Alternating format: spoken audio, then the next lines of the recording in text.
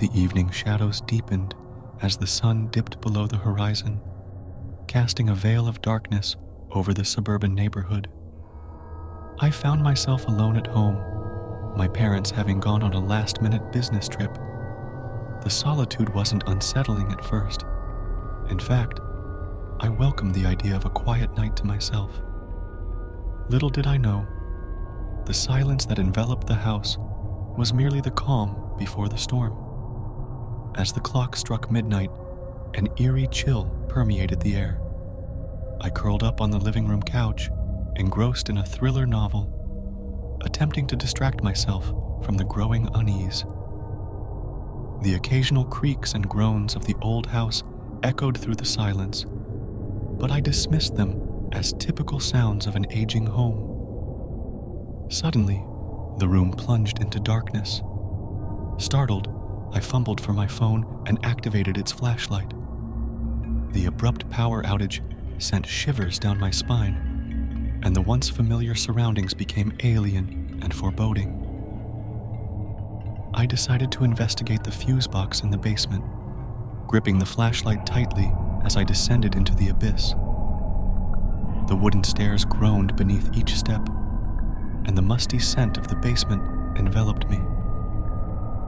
I reached the bottom, scanning the dimly lit room for the fuse box. The beam of my flashlight flickered as I approached the rusted electrical panel. As I hesitated, contemplating my next move, a whisper floated through the air. "Alone." The voice was barely audible, more like a spectral sigh. I froze, my heart pounding in my chest. A sudden gust of cold air swept past me, extinguishing the feeble light of my flashlight. Panic set in, and I fumbled for my phone, desperately trying to revive its light. "Who's there?" I called out, my voice shaky. The only response was the haunting echo of my own words. I strained my ears, listening for any signs of movement. The basement seemed to pulse with an otherworldly energy. "Alone, never alone." The whispering voice returned, more insistent this time. Dread gripped me as I spun around, the darkness seemingly alive with unseen eyes. I stumbled backward, colliding with a dusty shelf, sending forgotten relics crashing to the floor. Frantically, I managed to illuminate the basement with my phone's flashlight again. The room was empty, or at least it appeared that way. I decided it was best to fix the fuse and retreat to the safety of the upper floors. As I approached the electrical panel, the temperature dropped even further, creating frosty puffs with every breath. I opened the panel, revealing a tangled mess of wires. As I attempted to make sense of the chaos, the whispers returned. "Alone, you are never alone." This time, the voice seemed to emanate from within the walls themselves. The basement seemed to close in on me, its confines becoming a suffocating maze. I felt an invisible presence, a malevolent force that toyed with my sanity. A flicker of movement caught my eye, and I turned to see a shadowy figure standing at the far end of the basement. My breath caught in my throat as I strained to make out its form. It seemed to shift and contort, an amalgamation of darkness taking shape. "Leave this place," I stammered, my voice trembling. The figure remained motionless, a silhouette against the blackness. The air thickened with an oppressive energy, and I could feel the weight of unseen eyes watching my every move. In a sudden burst of courage, or perhaps sheer desperation, I hurriedly fixed the fuse and scrambled back up the stairs. The basement door slammed shut behind me, leaving me in the dimly lit hallway. I dared not look back, fearing what lurked in the shadows. Returning to the living room, I attempted to regain a semblance of normalcy. I convinced myself that the whispers and figures were mere products of an overactive imagination, fueled by the darkness and solitude. However, as I settled back onto the couch, a new sound reached my ears, an unsettling tapping on the windows. I cautiously approached the nearest window, my eyes widening in horror. Beyond the glass, distorted faces pressed against the pane, their eyes vacant, yet filled with an otherworldly hunger. The tapping continued, a macabre rhythm that echoed through the silent house. I stumbled backward, my mind racing with fear. The faces persisted, their features contorted and twisted in unnatural ways. I rushed to every window, only to find the same haunting visages staring back at me. It was as if the shadows outside had come alive, yearning to breach the barrier between their realm and mine. As I retreated into the kitchen, a sudden realization struck me: the mirrors. The house was adorned with antique mirrors, their reflective surfaces now ominous portals to the unknown. Reluctantly, I approached the nearest mirror, half expecting a ghastly figure to emerge.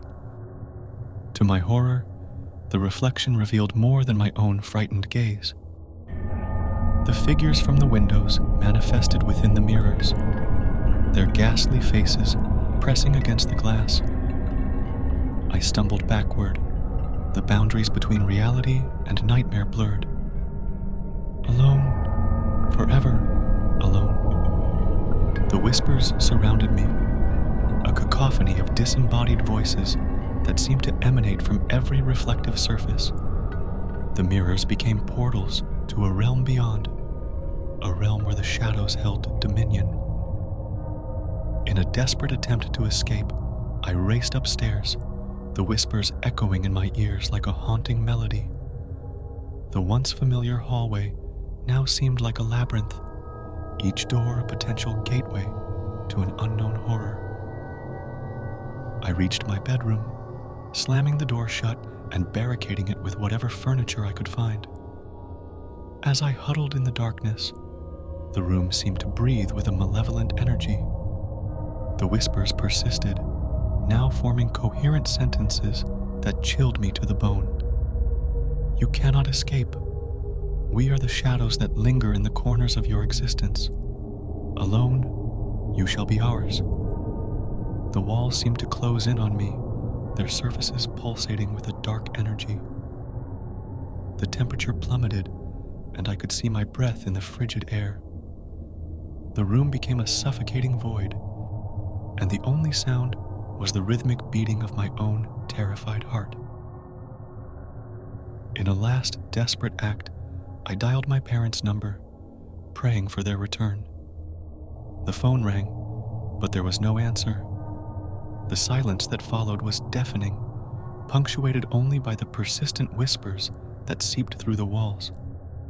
As I clutched the phone, a sudden realization dawned upon me. The shadows were not confined to the house. They were a manifestation of a deeper, ancient darkness that transcended the boundaries of my home. The whispers spoke of an eternal loneliness, a connection between the shadows and my very soul. In a surge of determination, I ventured into the hallway once more. The whispers guided me, their haunting chorus leading me to the attic. The narrow staircase groaned under my weight as I ascended into the unknown. The attic was a cavernous space, filled with forgotten relics and dusty memories.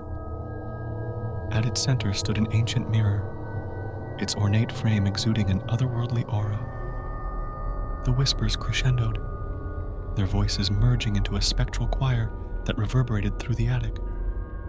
Alone, join us. I approached the mirror, my reflection now a mere vessel for the shadows that lurked beyond. The figures from the windows, the distorted faces in the mirrors, and the shadows that haunted the corners of my home converged within the reflective surface. As I gazed into the abyss, a cold hand reached out from the mirror, its fingers extending toward me. I hesitated, torn between the safety of solitude and the allure of the shadows.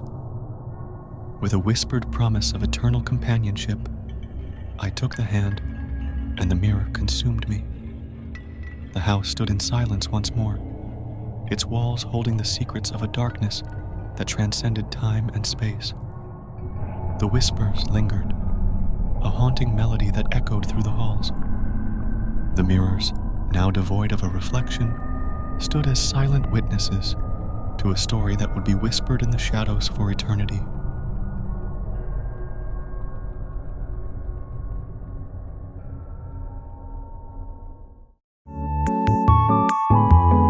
So this was my first ever video on YouTube, so let me know in the comments what you want me to make a story about next.